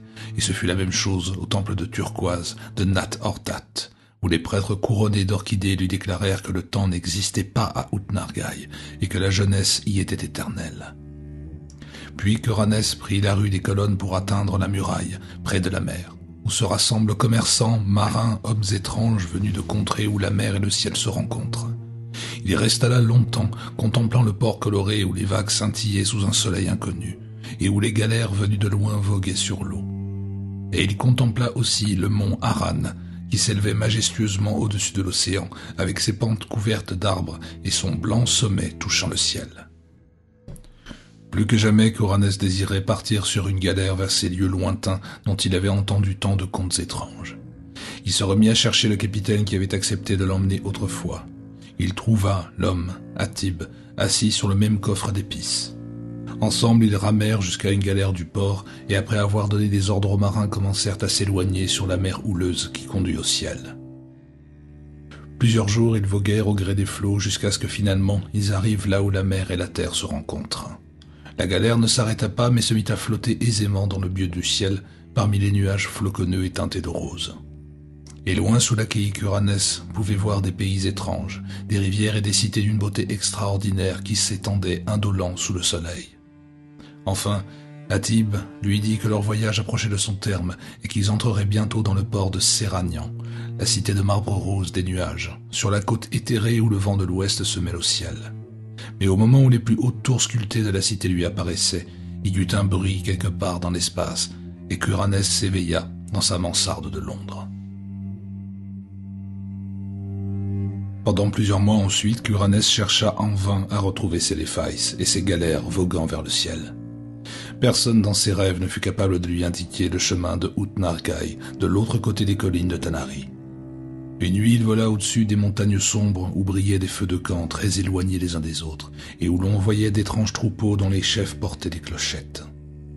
Dans la partie la plus sauvage de cette contrée inconnue, il découvrit un vieux mur de pierre qui zigzaguait sur les crêtes et les vallées, trop gigantesque pour avoir été construit par des mains d'hommes, et si long qu'on pouvait en apercevoir la fin. Au-delà de cette muraille, dans l'aube grise, il parvint dans une contrée de jardins. Au lever du soleil, il y découvrit une telle splendeur de fleurs rouges et blanches, de feuillages et de pelouses vertes, d'allées blanches, de ruisseaux, de diamants, de lacs d'azur, de ponts sculptés et de pagodes aux toits rouges, que dans son plaisir, il en oublia Séléphais. Une autre nuit, qu'Uranès grimpa un interminable escalier en spirale, au degré humide, et parvint à la fenêtre d'une tour qui dominait une vaste plaine et une rivière éclairée par la lune. Dans la cité silencieuse qui s'étendait au bord de la rivière, il eut l'impression de contempler un paysage déjà connu. Il serait descendu pour demander la route de Ut-Nargai si une aurore inquiétante n'avait surgi d'un endroit lointain, au-delà de l'horizon, révélant la ruine et la vieillesse de la cité, la stagnation de la rivière couverte de roseaux, et la mort qui régnait sur ce pays depuis que le roi Kiranatolis, revenu de ses conquêtes, avait subi chez lui la vengeance des dieux. C'est ainsi que qu'Uranès chercha en vain la merveilleuse cité de Séléphais et ses galères qui voguent dans le ciel vers Séragnan. Il vit beaucoup de merveilles, et une fois il échappa de justesse au grand prêtre qu'on ne peut décrire, qui porte un masque de soie jaune sur le visage, et vit seul dans un monastère de pierre préhistorique sur le plateau désertique et glacé de Leng. Avec le temps, il ne put plus supporter les mornes intervalles du jour, et se mit à acheter des drogues pour augmenter ses périodes de sommeil. Le hashish l'aida beaucoup et l'envoya une fois dans une partie de l'espace où la forme n'existe pas. Un gaz de couleur violette lui dit que cette partie de l'espace se situait par-delà l'infini. Le gaz n'avait jamais entendu parler de planète ni d'organisme auparavant, mais il identifia qu'Uranès comme un simple produit de l'infini où la matière, l'énergie et la gravitation existent. Qu'Uranès était maintenant impatient de retrouver Séléphais et ses minarets et augmentait ses doses de drogue. Vint un jour où il se trouva à court d'argent. Puis, par une journée d'été, il fut renvoyé de sa mansarde et erra sans but dans les rues.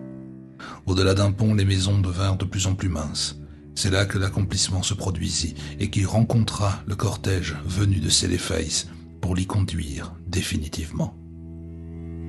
C'étaient de beaux cavaliers montés sur des chevaux rouants revêtus d'armures étincelantes avec des tabards tissés d'or aux blasons étranges.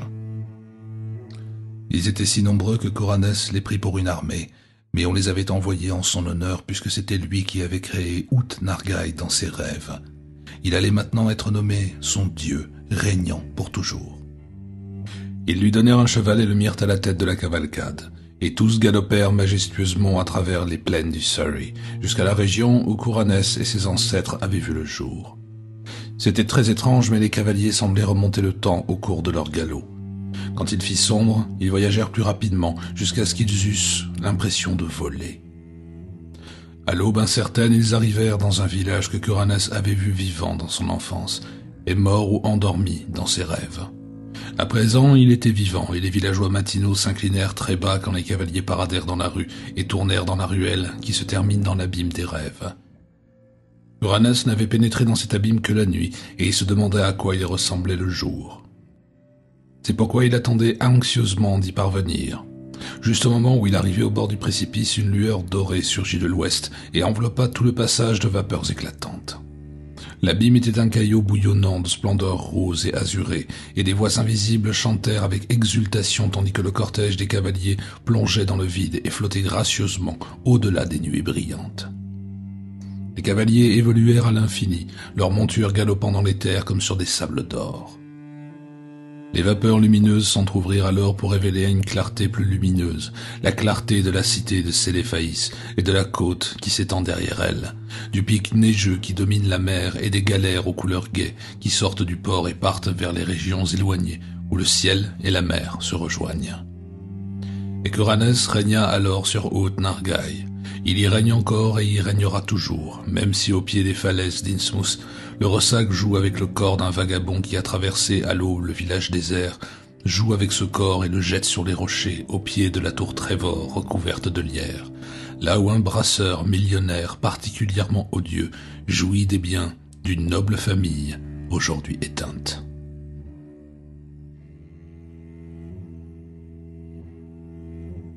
La quête d'Iranon. Un jeune homme, le front ceint d'une couronne de feuilles de vigne posée sur des cheveux blonds brillants de myrrhe, vêtu d'une tunique pourpre déchirée par les bruyères de la montagne, errait dans Télote, la cité de granit. Les habitants de Télote, hommes graves à la peau sombre, vivent dans des maisons carrées. Soupçonneux, ils demandèrent à l'étranger d'où il venait, quels étaient son nom et sa fortune. Et le jeune homme répondit. « Je m'appelle Iranon. J'arrive de la lointaine cité d'Aïra, dont je n'ai conservé qu'un vague souvenir que je tente de retrouver. Ma vocation consiste à créer de la beauté en perpétuant les évocations de l'enfance. Je chante des hymnes que j'ai appris à Aïra. Ma richesse, c'est mes chansons. Elles sont faites de petits souvenirs, de rêves et d'espoirs que je fredonne le soir dans les jardins, lorsque la lune est douce et que le vent d'ouest agite les bourgeons de lotus. » Après avoir entendu cela, les habitants de Télote se concertèrent. Si le rire et les chansons sont inconnus dans la ville de granit, ces hommes graves regardent parfois au printemps du côté des collines cartiennes, en songeant aux luttes d'Unaï dont parlent les voyageurs. C'est pourquoi ils prièrent l'étranger de rester et de chanter dans le square devant la tour de Mlin, bien qu'ils n'aimassent ni la couleur de sa tunique déchirée, ni la myrrhe de ses cheveux, ni sa couronne de feuilles de vigne, ni la jeunesse de sa voix d'or. Le soir, Iranon chanta. Et tandis qu'il chantait, un vieil homme pria et un homme aveugle affirma qu'il voyait une auréole autour de la tête du jeune poète. Mais la plupart des hommes de Télote bâillèrent. Quelques-uns rirent et d'autres s'endormirent. Iranon ne disait rien d'utile et ne chantant que ses souvenirs, ses rêves et ses espérances. Je me rappelle le crépuscule, la lune et les doux chants qui me berçaient pour m'endormir. De ma fenêtre, je voyais la rue pleine de lumière dorée où les ombres valsaient sur des maisons de marbre. Je me rappelle sur le sol le carré de lune dont la lueur était différente de toutes les autres, et les visions qui dansaient sur les rayons de l'astre nocturne quand ma mère chantait pour moi. Je me rappelle en été le soleil du matin clair au-dessus des collines colorées, et aussi la douce senteur des fleurs apportées par le vent du sud qui faisait chanter les arbres. Ô Aïra, cité de marbre et de béryl, que tes beautés sont nombreuses, comme j'aimais les bosquets tièdes et parfumés de l'autre côté du fleuve Nitra, et les cascades du Petit Kra qui coulaient dans la vallée verdoyante. Dans les bois et dans cette vallée, les enfants se tressaient mutuellement des guirlandes. Au crépuscule, je faisais d'étranges rêves sous les arbres de la montagne, tandis que je voyais sous moi les lumières de la cité, et le Nitra silencieux réfléchissant un ruban d'étoiles. Et cette cité était remplie de palais de marbre veinés et teintés avec des dômes dorés, des murs peints et des jardins verts décorés de bassins azurés et de fontaines de cristal. Souvent je jouais dans les jardins et barbotais dans les bassins. Je m'allongeais pour rêver parmi les fleurs pâles sous les arbres, et parfois au coucher du soleil je montais la longue rue en pente qui menait à la citadelle, et à la terrasse de là je contemplais Aïra, la cité de marbre et de béryl, splendide dans sa robe d'or flamboyant. Je te regrette depuis longtemps, Aïra. J'étais encore jeune quand nous connûmes l'exil, mais mon père était ton roi et je reviendrai vers toi, car c'est ainsi que le destin en a décidé. Je t'ai cherché à travers cette contrée et un jour je régnerai sur tes bois et tes jardins, tes rues et tes palais. Je chanterai pour des hommes qui comprendront mes chants et qui les écouteront sans en rire, car je suis Iranon, le prince d'Aïra. Cette nuit-là, les hommes de Télote logèrent l'étranger dans une étable. Au matin, un archonte vint le trouver pour lui dire d'aller à l'échoppe d'Artok, le cordonnier, pour être son apprenti. Mais je suis Iranon, chanteur de chansons, et je ne me sens pas la vocation de cordonnier. Tout le monde doit travailler à Télote. C'est la loi. Pourquoi travaillez-vous? N'est-ce pas pour vivre et être heureux? Et si vous ne travaillez que pour travailler davantage, quand trouverez-vous le bonheur? La vie n'est-elle pas faite aussi de beauté et de chansons? Si vous n'admettez pas les chanteurs parmi vous, que ferez-vous alors des fruits de votre labeur? Un travail sans chanson, c'est comme une dure journée sans fin. La mort elle-même me semble plus agréable. » Mais l'archonte était morose. Il ne comprit rien à ce discours et réprimanda l'étranger. « Tu es un curieux jeune homme, et je n'aime ni ton visage ni ta voix.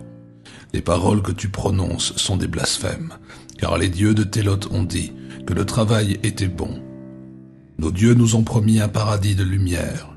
Après la mort, nous connaîtrons le repos éternel, et une froideur de cristal où personne ne tourmentera son esprit avec la pensée ou ses yeux avec la beauté. Va chez Artok, le cordonnier, ou quitte la ville avant le coucher du soleil. Tout le monde ici doit travailler. Chanter n'est que sottise. » Alors Iranon sortit de l'étable. Il marcha dans les rues étroites entre les sinistres maisons de granit à la recherche d'un espace vert, car tout n'était que pierre. Le visage des hommes était hostile et exprimait la réprobation. Il arriva ainsi au quai de pierre de la lente rivière Zouro, où était assis un petit garçon aux yeux tristes qui contemplait sur l'eau les branches aux bourgeons verts apportées par les torrents des collines. L'enfant lui dit « N'es-tu pas celui dont parlent les archontes, celui qui recherche une lointaine cité dans un beau pays? Je m'appelle Romnod. Je suis né à Télote, mais je n'arrive pas encore à m'habituer à la ville de granit. Je me languis chaque jour des bosquets tièdes de lointains paysages, de beauté et de chants. Au-delà des collines kartiennes, il y a Unai, la cité des luttes et de la danse, dont les confidences des voyageurs affirment qu'elle est à la fois attirante et terrible. C'est là-bas que j'irai, si j'étais assez grand pour trouver seul le chemin. C'est là que tu devrais aller. Là, les hommes t'écouteront chanter. Quittons la cité de Télote et partons ensemble pour les collines printanières. Tu me montreras comment on voyage et je t'écouterai chanter le soir, quand les étoiles une à une apportent le rêve dans l'esprit des dormeurs. Peut-être même Unai, la cité des luttes et de la danse, est-elle cette belle Aïra que tu recherches? Allons à Unai, Iranon, à la tête d'or. Allons là où les hommes répondront à nos désirs, là où nous accueillerons comme des frères, là où personne ne rira ni ne froncera les sourcils à ce que nous dirons. Qu'il en soit ainsi, petit. Si tu aspires à la beauté, il faut quitter la cité de granit et aller au-delà des montagnes. Je ne veux pas te laisser dépérir au bord du Zuro paresseux.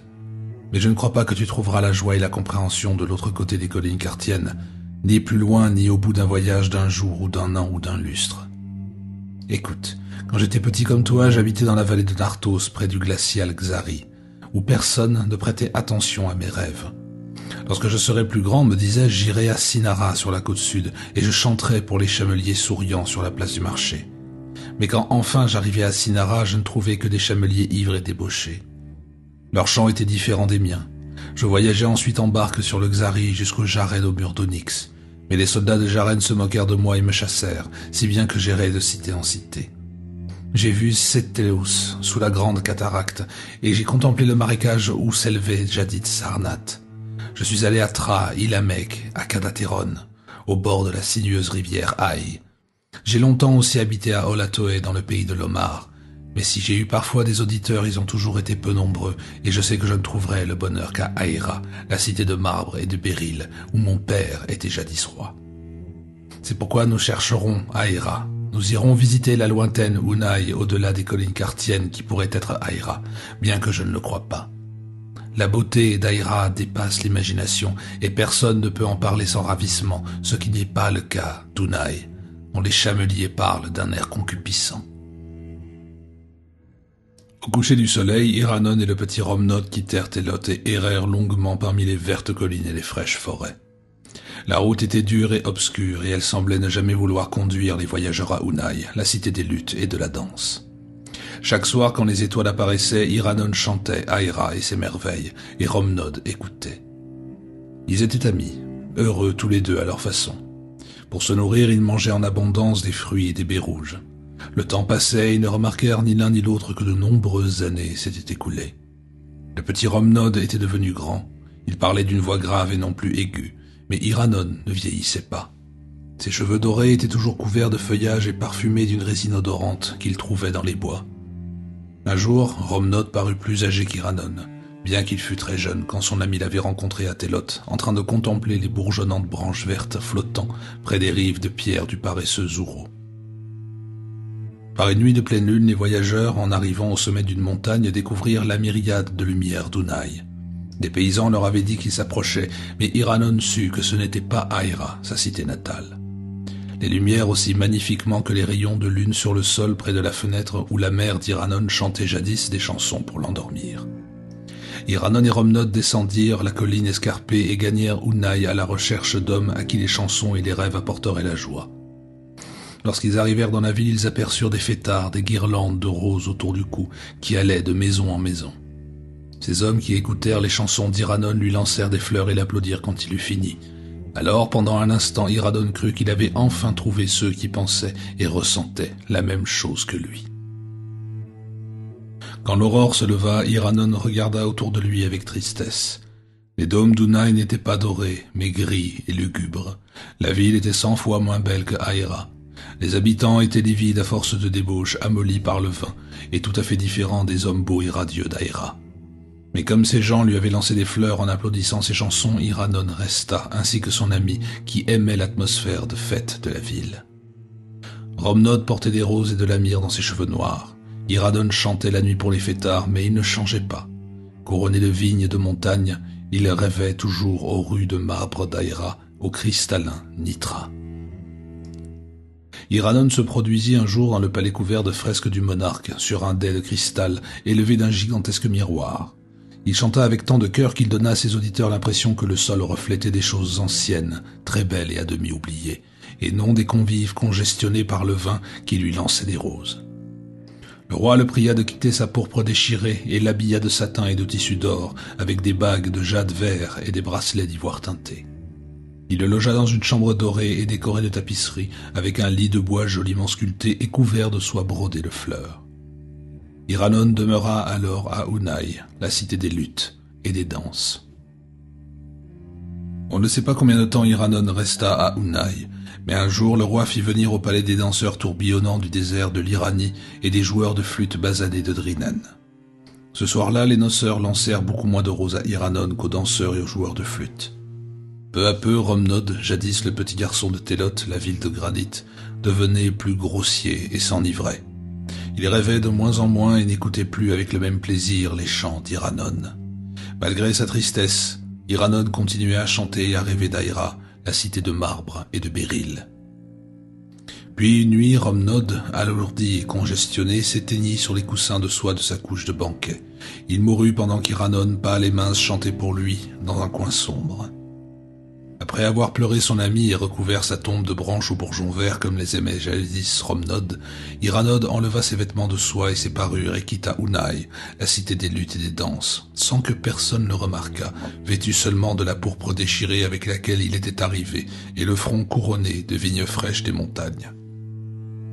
Au coucher du soleil, Iranon repartait à la recherche de son pays natal et d'hommes qui comprendraient et aimeraient ses chansons et ses rêves. Dans toutes les villes de Sidatri et dans les contrées au-delà du désert de Bnazi, les enfants au visage malicieux se moquèrent de ses chansons anciennes et de sa tunique de pourpre déchirée. Iranon paraissait toujours aussi jeune et chantait inlassablement Aïra, la cité magique. Il arriva une nuit dans la cabane misérable d'un vieux berger, courbé par les ans et sale. L'homme gardait des moutons sur une pente rocailleuse qui s'élevait au-dessus d'un marécage de sable mouvant. Iranon s'adressa à lui, comme il l'avait fait tant de fois. « Peux-tu me dire où je trouverai Aïra, la cité de marbre et de béryl, où coule le nitra cristallin ?» En entendant ces mots, le berger regarda longuement et intensément Iranon, comme s'il se souvenait de quelque chose de très ancien. Il étudia chaque trait de son visage, ses cheveux dorés et sa guirlande de feuillage, puis il hocha la tête et répondit. « Ô étranger, j'ai bien entendu parler d'Aïra et des autres noms que tu as mentionnés, mais ils remontent loin dans le temps. Je les ai entendus dans ma jeunesse de la bouche d'un compagnon de jeu, le fils d'un mendiant qui avait des rêves étranges et qui inventait de longues histoires sur la lune, les fleurs et le vent d'ouest. Nous nous moquions de lui, car nous connaissions son origine, bien qu'il se prît pour le fils du roi. Il était beau, comme toi, mais étrange et un peu fou. Il s'est enfui de chez lui encore très jeune pour trouver ceux qui écouteraient avec plaisir ses chansons et ses rêves. Combien de fois m'a-t-il chanté des poèmes sur des contrées qui n'ont jamais existé et sur des choses qui ne pourront jamais être. Il parlait beaucoup d'Aïra, de la rivière Nitra et des cascades du Petit Kra. Il disait toujours, quoique nous fussions parfaitement au courant de ses origines, qu'il avait régné sur ces contrées. Mais il n'y a jamais eu de cité de marbre appelée Aïra, ni d'homme qui prendrait plaisir à écouter d'étranges chansons, sauf dans les rêves de mon ancien compagnon de jeu, Iranon, qui a disparu. Et dans le crépuscule, tandis que les étoiles apparaissaient une à une, et que la lune répandait sur le marécage une lumière semblable à celle qu'un enfant aime voir palpiter sur le sol quand on le berce pour l'endormir, un vieil homme à la tunique déchirée couronnée de feuilles de vigne flétries s'enfonça dans les sables mouvants mortels, regardant droit devant, comme s'il voyait les dômes d'or d'une belle cité où l'on comprendrait ses rêves. Cette nuit-là, une partie de la jeunesse et de la beauté de l'ancien monde disparut à jamais.